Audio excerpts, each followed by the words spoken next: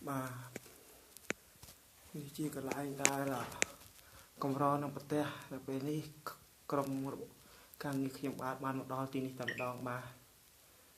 យើងឃើញថាពិតជាអមចាមហាអស្ចារ្យមែននៅក្រុមការងារខ្ញុំបានបណ្ដាជួបប្រទេសសោះតែពេលនេះខ្ញុំបានជួបប្រទេសកន្លែងនេះហាក់បីដូចជាកន្លែងវត្ថុស័ក្តិសិទ្ធិបារមីឃុំក្រុងយ៉ាងណាមួយមិនដឹងទេបាទប៉ុនល្អពិតជាល្អមែន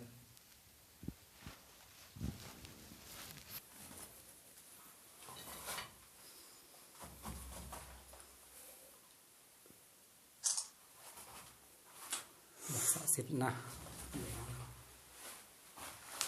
ពិតជាមហាអស្ចារ្យ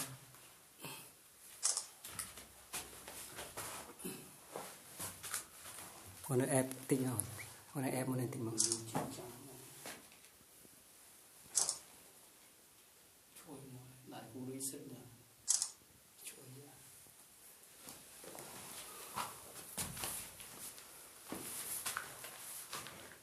តើជាអបរិយទុកឲ្យអូននេះ